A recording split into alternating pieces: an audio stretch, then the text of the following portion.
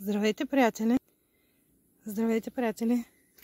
Намирам се в древното селище Хераклея Синчика, което се намира в Рупите под природната забележителност Кожуха. Това е древен вулкан, заспал тук на нашите земи.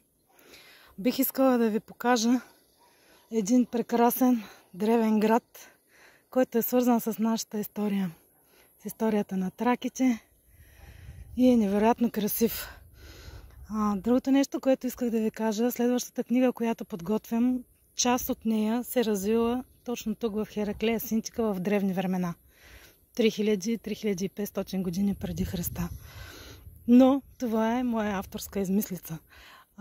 В края на книгата ще сложа исторически факти и какво е измислица на автора. А сега се насладете на гледката. Невероятна красота. Открити са много интересни артефакти. В момента, доколкото знам, продължават разкопките в некропола, където реално са намерени най-много артефакти. И съответно може да се разбере много повече за живота и бита на хората, които са живели тук.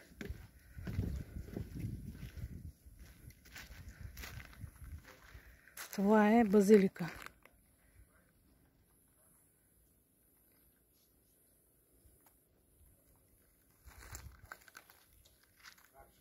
Невероятна красота.